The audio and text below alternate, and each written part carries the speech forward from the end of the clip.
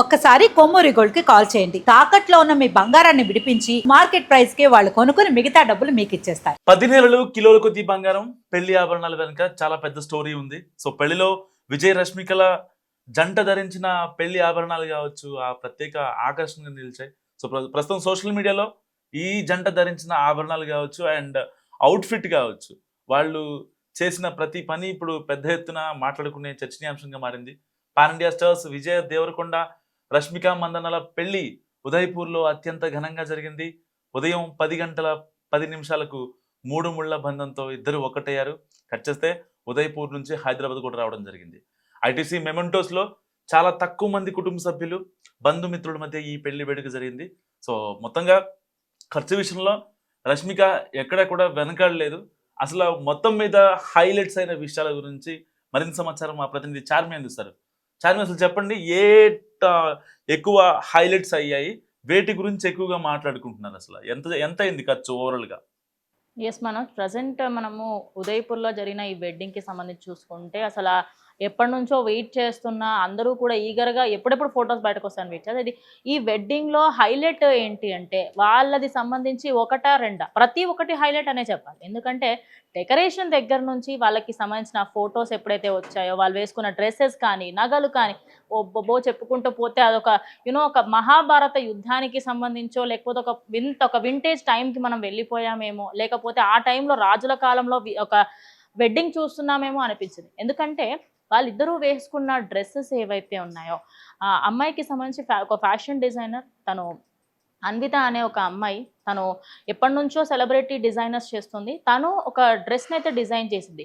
ఆ dress design చేయడమే కాకుండా అప్రాక్సిమేట్లీ ఒక 100 రోజుల నుంచి కూడా వాళ్ళిద్దరి డ్రెస్సెస్ పైన కంప్లీట్ ఫోకస్ పెట్టారు. ఇక నగల విషయానికి వస్తే వాళ్ళు వేసుకున్న నగలకు సంబంధించి చేతి మీద ఉంగరాలు కానివ్వండి, లేకపోతే ఏదైనా ఆ టాప్ టు బాటం ప్రతి ఒక్కటి కూడా అద్భుతం అనే చెప్పాలి. అయితే ఇన్ని రోజుల పాటు అసలు అబ్బాయిలకు అసలు నగలే ఉండవు. అసలు అబ్బాయిలు ఏం వేసుకుంటారు, మహా అంటే ఒక నార్మల్ షేర్వాణి పైన ఒక గొలుసు వేసుకుంటారు అంతే. కానీ విజయ్ దేవరకొండ ఆ ధోతి పైన వడ్డానం కానివ్వండి, అందులో కూడా చంద్రుడికి సంబంధించిన డిజైన్స్, అదేవిధంగా ఏనుగుకి సంబంధించిన డిజైన్స్తో వింటేజ్ టైంలో రాజుల కాలంలో ఎలా అయితే నగలు ఉండేవో అదే విధంగా ఆ డిజైన్స్ అన్నిటినీ కూడా తీసుకొని అప్రాక్సిమేట్లీ 5 కిలోల బంగారాన్నంతా కూడా కరిగించి ఇవన్నీ నగలు చేసినట్టుగా కూడా తెలుస్తుంది. అదే కాకుండా ఆయన వేసుకున్న నగలకు సంబంధించి 2 సాంప్రదాయం, ఇటు కొదవ సాంప్రదాయం, అదేవిధంగా తెలుగు సాంప్రదాయంలో అటు విజయ్ దేవరకొండ చేతికి పెట్టుకున్న వంకి ఏదైతే ఉందో అది 2 తెలుగు రాష్ట్రాలు, అటు ఆంధ్రప్రదేశ్ అదేవిధంగా తెలంగాణలో చాలా ఫేమస్గా చూస్తుంటారు. చేతికి వంకి అనేది అద్భుతంగా అందరూ కూడా వేసుకుంటారు. అంటే అమ్మాయిలు ఎక్కువగా వేసుకుంటారు కదా, అసలు అబ్బాయిలు ఎందుకు ఏముండవు అని. విజయ్ దేవరకొండ మాత్రం చెవులకి దుద్దుల దగ్గర నుంచి ఆయన చేతికి వేసుకున్న ఒక బ్రాస్లెట్ ఇప్పుడు సోషల్ మీడియా అంతా కూడా అందరూ వెయిట్ చేస్తున్నారు.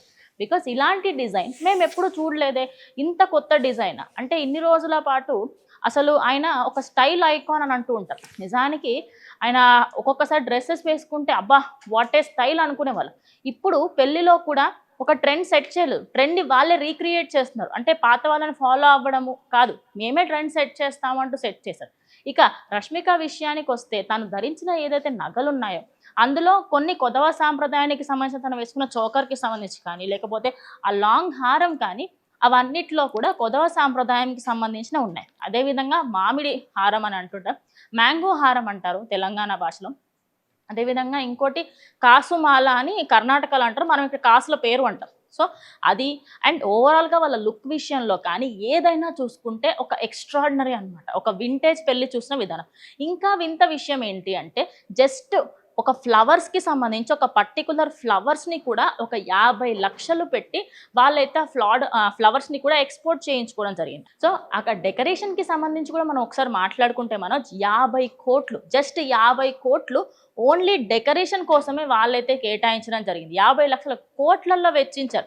ఎందుకంటే ఉదయపూర్లో వెడ్డింగ్ అనేది సామాన్యమైన విషయం అసలుకే కాదు. అయితే ఆ వెడ్డింగ్కి సంబంధించి వచ్చిన 100 మంది గెస్ట్లలో తరుణ్ భాస్కర్, సందీప్ రెడ్డి వంగ, అదేవిధంగా ఇషా రెబ్బా వీళ్ళందరూ కూడా ఉన్నారు. అండ్ అశ్విని దత్ని కూడా పిలవడం జరిగింది. కానీ ఆయన కల్కి 2కి సంబంధించి కొంచెం షూటింగ్లో ఉండడం వల్ల రాలేకపోయారని తెలుస్తుంది. సో ఆ 100 గెస్ట్స్కి సంబంధించి 100 డిఫరెంట్ రూమ్స్, అంటే చిన్నగా ఒక కంప్లీట్ ఒక విల్లాని కాకుండా ఒక కంప్లీట్ వెంచర్ని వాళ్ళు బుక్ చేసేసుకున్నారు. అండ్ ఓపెన్ వెడ్డింగ్ జరిగింది. నార్మల్ గా అంతా కూడా క్లోజ్ వెడ్డింగ్ చార్మి, ఈ కాకుండా ఒక ఫుడ్ మెనూ విషయంలో పర్టికులర్ గా పందికూర ఎందుకు వైరల్ అవుతుంది?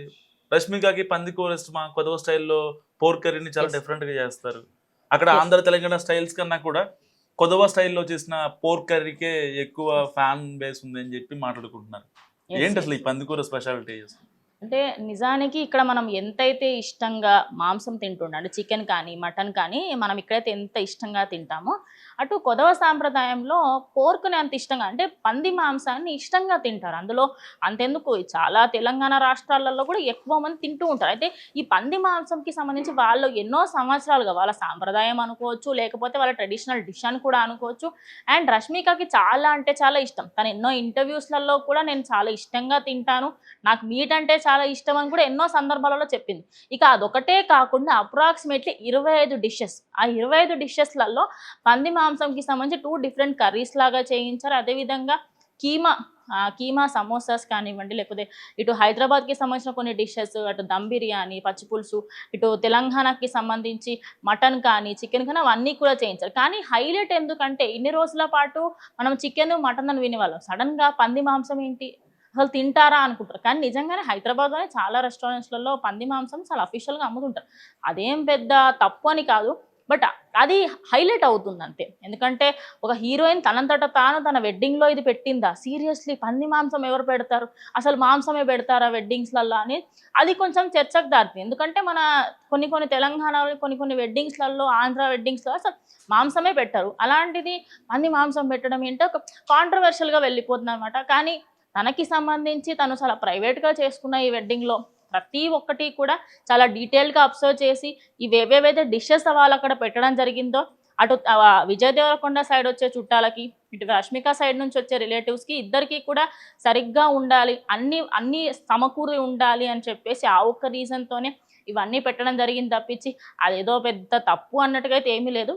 కానీ దాన్ని తప్పుదోవలో తీసుకెళ్తున్నారు. బట్ వాట్ ఎవర్, వాళ్ళిద్దరు పెళ్లి చేసుకున్నారు, హ్యాపీగా ఉన్నారు. అది పందికూర గురించి అసలు చాలా తప్పుగా తీసుకెళ్తున్నారు. ఓవరాల్గా చూసుకుంటే వెడ్డింగ్ మాత్రం ఒక డిఫరెంట్ జోన్లో ఇన్ని రోజుల పాటు చూస్తున్న వెడ్డింగ్స్లా కాకుండా నిజమైన అచ్చ తెలుగు వెడ్డింగ్ ఎలా ఉంటుంది, ఒక వరుడు వధువు పెళ్లి చేసుకొని ఒక వింటేజ్ కాలం నాటి పెళ్లిలాగానే ఎగ్జాక్ట్గా ఉంది. కాబట్టి అందరూ కూడా ఈ పెళ్లికి సంబంధించిన ఫొటోస్ చూసి అసలు నిజంగా జరిగిందా అనే షాక్లో కూడా ఉన్నారు.